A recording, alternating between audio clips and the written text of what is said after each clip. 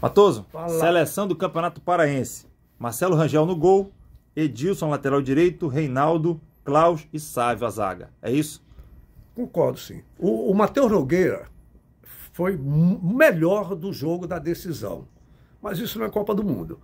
Melhor em um jogo só o Djalma Santos na Copa de 58, que só jogou a decisão com a Suécia e foi o melhor lateral da Copa. Mas no caso de um campeonato, olhando o conjunto da obra, o Matheus Rangel do Clube do Remo. Edilson, sem nenhuma dúvida.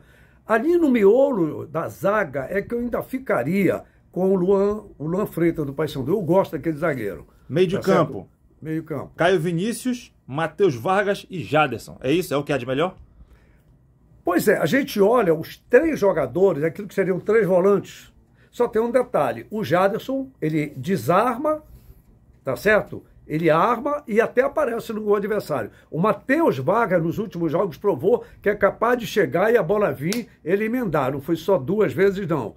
O Vilela também é um bom chutador de fora da área. Mas falta quem mais? Falta mais alguém aqui nessa meiuca. Quem é o...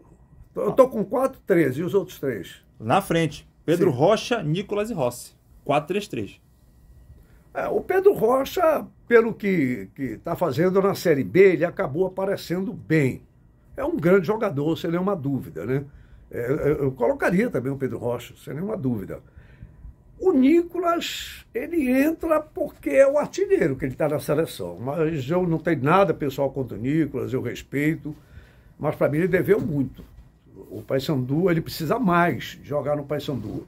O Rossi, para mim, foi uma sumidade, porque ele, no final das contas, ainda nos dois jogos decisivos, jogou meia boca, como se diz, não jogou 100% das condições dele e acabou sendo o artilheiro da competição. E isso, Magaio, é uma coisa que me chamou a atenção. Eu tenho o artilheiro no time, o Nicolas.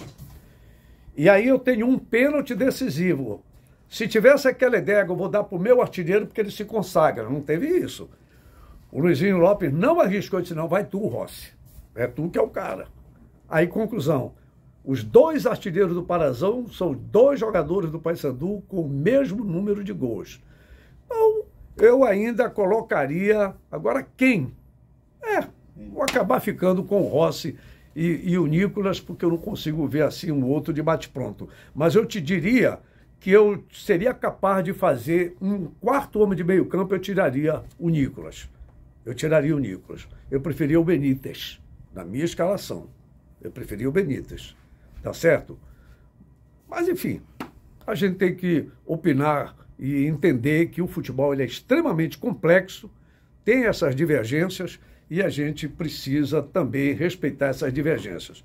Porque, no final das contas, o próprio Nicolas, que eu coloquei aqui em alguma dúvida, coloquei exatamente pelo comportamento dele. Se eu tivesse que escolher um time A e um time B, o Nicolas com certeza estaria nessa relação de 22 jogadores se nós tivéssemos. De repente fica uma ideia com o meu querido Ricardo Gluckpol, que é um cara que vem inovando nessa nova mentalidade do futebol, já que vamos aproveitar a deixa de que o Ancelotti pode estrear na seleção brasileira contra um clube depois de muito tempo, bora pesquisar sobre isso, quando foi a última vez que a seleção brasileira enfrentou um clube num amistoso? Vamos lá, é uma enquete, você lembra disso? É uma pergunta, vamos lá, um quiz. Quando foi a última vez que a seleção brasileira enfrentou um clube, não é? Como deve enfrentar agora a equipe do Real Madrid? Por que não começarmos a pensar, Ricardo Gluckpol? Viu, Ricardo Oliveira, que você que trabalha com as ligas do interior,